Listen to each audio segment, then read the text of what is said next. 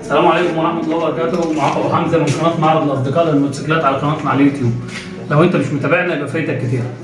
احنا ان شاء الله النهارده هنكلمكم عن المكنه ابو حوا الاصلي اللي هو الاستيراد، والمكنه الاتش جي، والمكنه الاستيراد اللي الناس بتقول عليها فرز تاني بس هي فرز اول مش فرز تاني.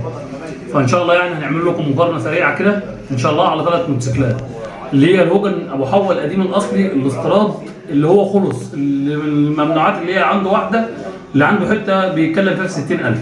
بس ان شاء الله باذن الله عايزين قبل ما نخش على الفيديو تشترك في القناه وتفعل زر الجرس، عشان لو انت مش مشترك في القناه ومش مفعل زر الجرس يبقى انت فايتك كتير وفايتك حاجات كتير احنا بننزلها. وان شاء الله باذن الله في الفتره الجايه هننزل لكم كذا حاجه، واللي محتاج اي حاجه يطلبها مننا، واللي محتاج اي استفسار طبعا هيكلمنا على الرقم اللي احنا بنسيبه في اسفل الشاشه او في صندوق الوصف.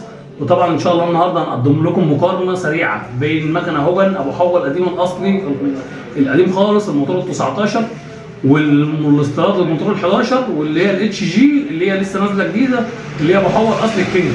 هنتكلم النهارده عن ال3 موتوسيكلات دول وهنشرح وهنقول الفرق بين كل واحده فيهم وبين القديمه خالص وبين اللي هي شاسيه مصري وشاسيه استيراد والقصه دي، لان في ناس كتيره كلها عماله تتكلم عن القصه دي ومحدش فاهم، وفي اللي بيقول على اللي هي الفرز تاني ال 11 فرز تاني، وفي اللي بيقول عليها فرز اول.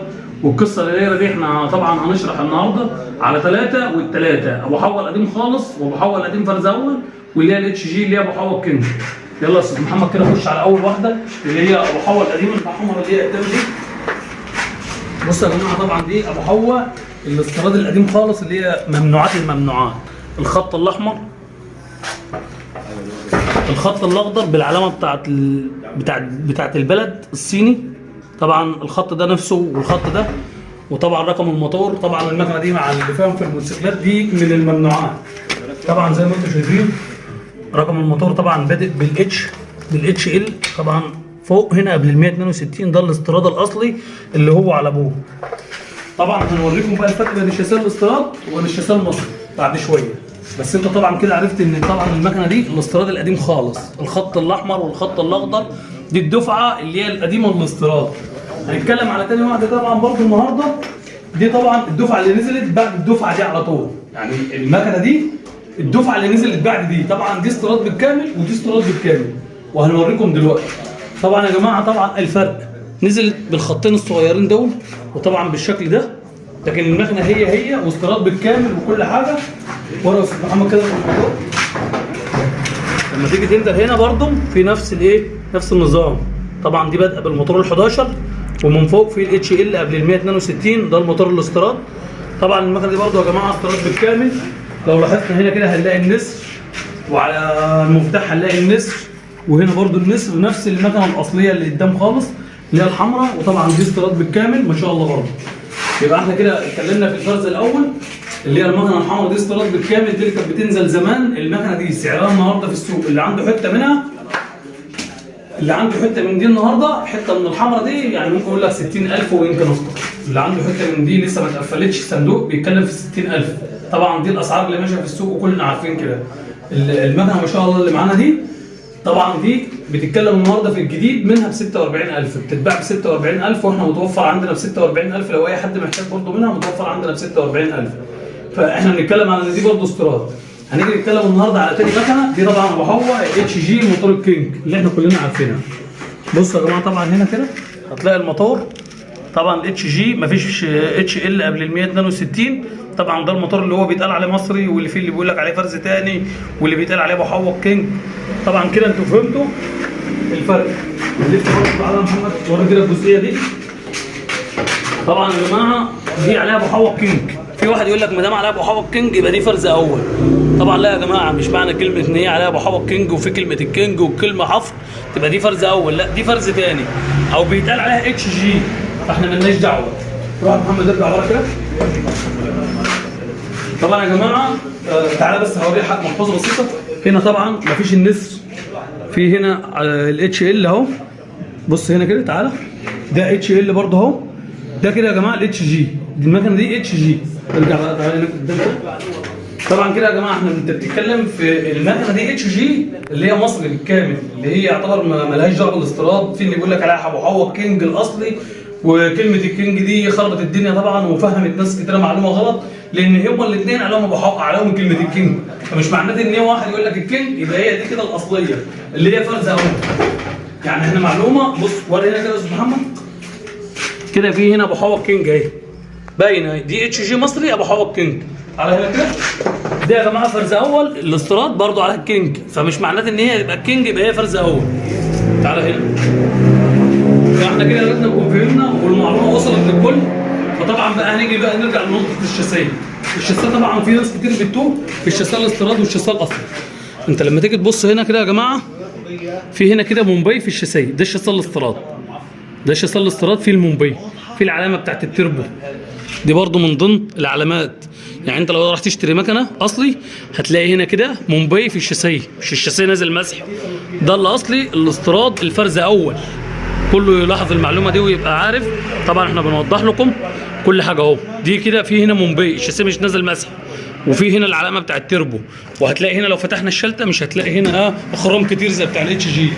هنيجي نخش على المكنه الثانيه برضو عشان تبقى المعلومه واصله للناس. هنا برضو في نفس المومباي الشاسيه الاستيراد الفرز الاول، هنا في مومباي اهو. يبقى احنا كده عرفناكم الفرق بين الموتور ده والموتور ده والشاسيه ده زي ما انتم شايفين. وفي برضو حته التربو اهي. يبقى كده اصبح ان الشاسيه الاستيراد في الحتتين دول اهو. هنيجي بقى نخش على مكنه الاتش جي اللي هي مصر بالكامل. تعالى كده يا عبد محمد كده. هنا يا جماعه المكنه دي معلهاش مفيش مومباي، كده الشاسيه نزل مسح، كده الشاسيه نازل مسح بالكامل اللي هي بيتقال عليها ابو حوا كينج.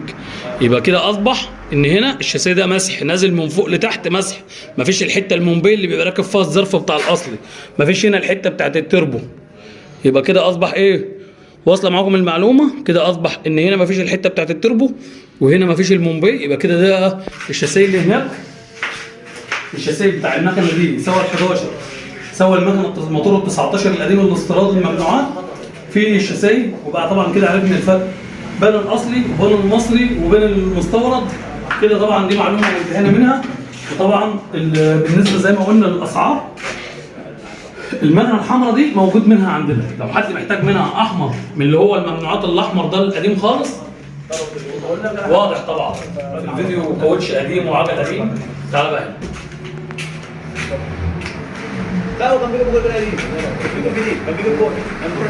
دي كده كانت مقارنه سريعه بالنسبه للموتوسيكلات دي. بالنسبه للاسعار بتاعتها احنا عندنا منها بفضل الله، والسعر اللي احنا نقول لك السعر اللي احنا نقول لك في الفيديو ده موجود عندنا. انت لو محتاج من الاحمر ده القديم خالص الاستيراد الخط القديم العجل القديم خالص اللي هي الموتور 19 اللي بيبقى الحمد لله 22 ان شاء الله متوفره عندنا. المكنه دي ان شاء الله متوفره عندنا، يعني ممكن اقول لك اقل سعر، لان السعر ده هي ماسكه 62 و63 و60 واكتر من كده. انا ممكن اوفر لك واحده ان شاء الله باذن الله يعني باقل موجود ب 58,000 لو انت محتاجها. متوفر عندنا برضو اللي هي الموتور ال 11 اللي احنا قلنا عليها برضو اصليه فرز اول، دي متوفر عندنا سعرها النهارده 46,000 ان شاء الله باذن الله. ده الاسعار اللي متواجده عندنا. وطبعا الاسعار دي بتختلف من وقت للتاني ووقت الفيديو لوقت تاني، وبتختلف من محل لمحل.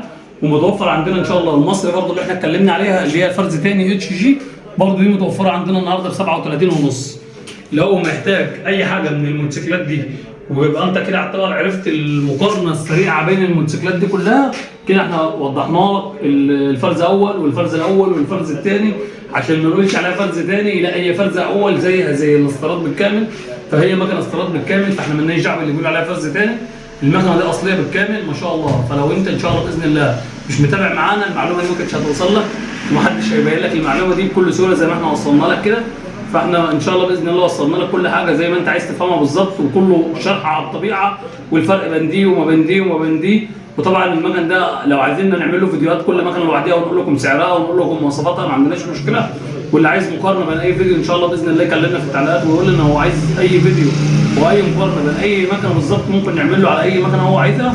وان شاء الله باذن الله زي ما احنا قلنا ما تنساش تعمل اشتراك في القناه وتفعل زر الجرس على الكل، عشان لو مش مشترك هيبقى انت ان شاء الله فايتك كتير، وتشوف معانا الفيديوهات الجديده اللي احنا هنقدمها.